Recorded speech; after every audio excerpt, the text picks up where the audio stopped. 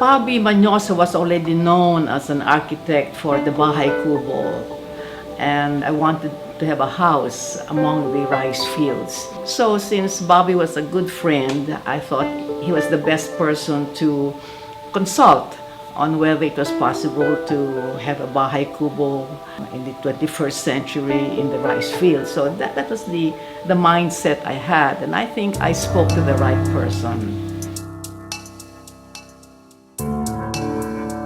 I've always admired the Mañosa design, but since I'm not one who would own a resort or a beach house, I decided why not get Mañosa to design a resort-looking house in Metro Manila.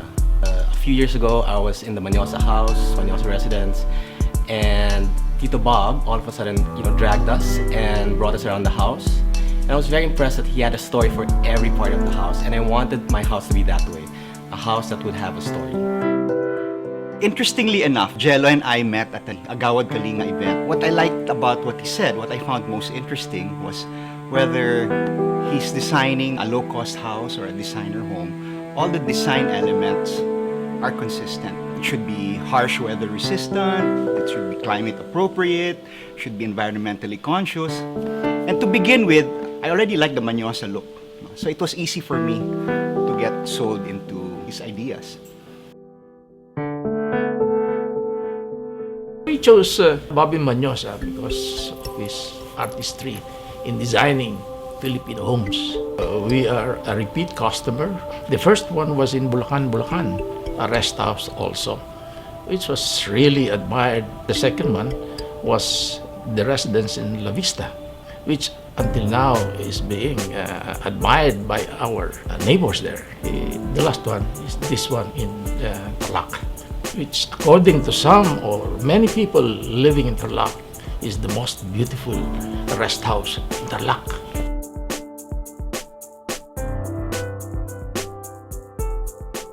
I like everything about Gelo. When he left, Eric says, "So, don't you like him?" And he said, "Rosanna, we will do anything you want to do." I saw a meeting of minds between Eric and Gelo, and we were able to resolve everything. And in the end, Gelo convinced me to keep the house, and I am just the happiest person. It has always been a dream since childhood to have a house with a spiral stairway. You should see the spiral stairway designed by the group of architect Bobby Mañosa.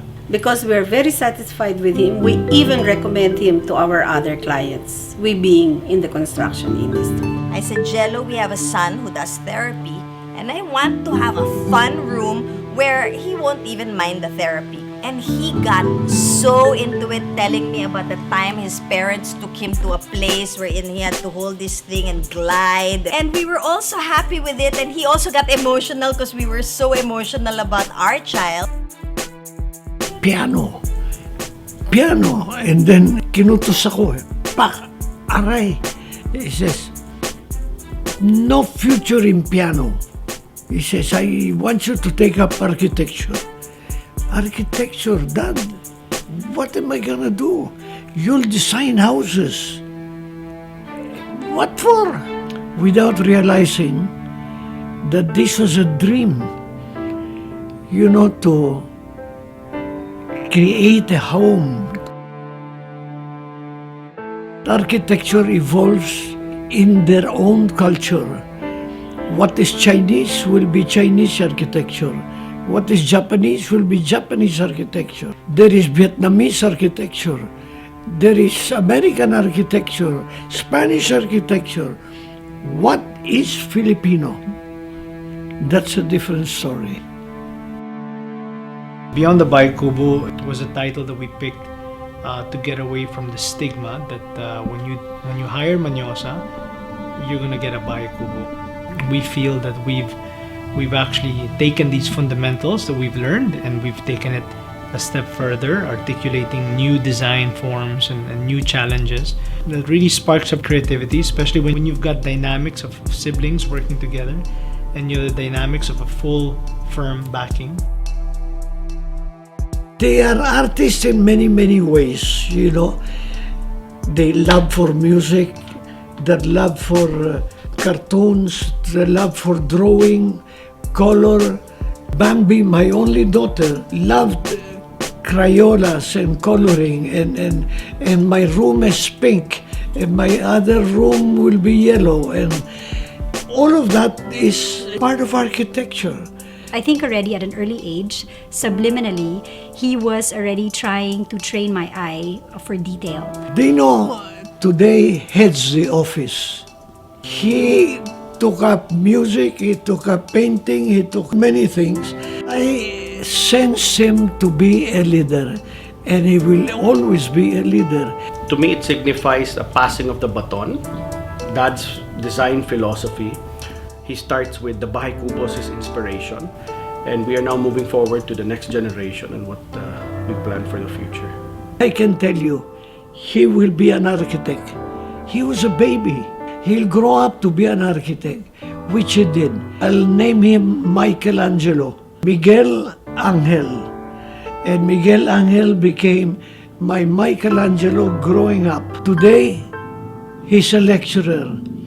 Today, he has a master's degree on green architecture. To begin with, you knew it was in your blood. There was a certain philosophy that was embedded in us that came naturally. Kids were brought by their fathers to playgrounds, and we were brought to the construction site. Friends of mine were playing in sandboxes. We were playing in sand dumps. He used to rearrange furniture, and something I enjoyed doing was coming home and seeing how everything had like a new look.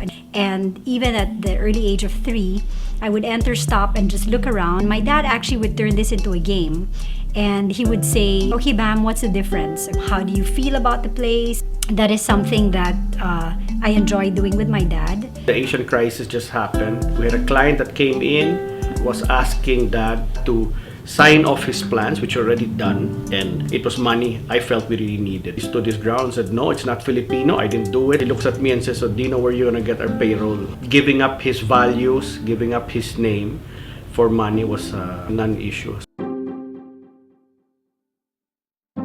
I've been with development before. I've dealt with other design groups as well. This time with the Mañosa group, which is quite exciting as well to work with, is now the entry of a young blood that anchored itself on the principles that Sir Bob had always espoused.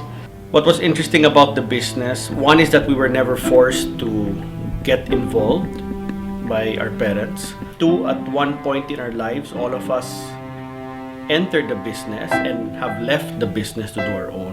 Now we all find ourselves back into the business, continuing the legacy.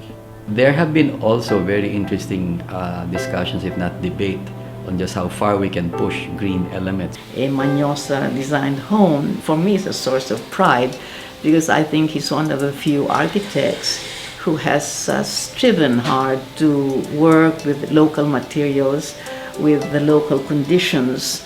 They are very detailed. I was quite surprised when they showed me details of everything from the doors, the ceiling, and it's something that I appreciated. You can pretty much tell, this is a house done in the 60s, house done in the 70s, 80s, 90s, but it's a bit more difficult to do that with the Mañosa house because it's classic. It has the same design elements throughout the decades. As in the words of my grandson, awesome.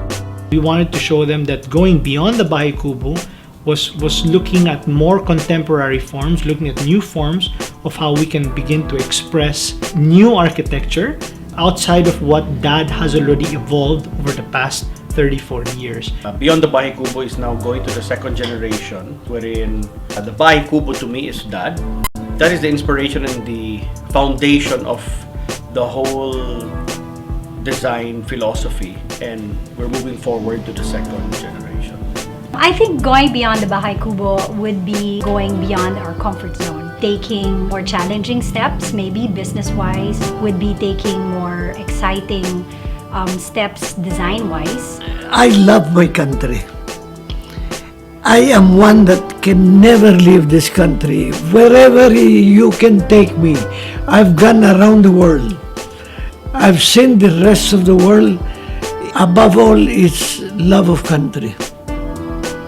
It's been 35 years and we're excited because we feel that we're just taking off.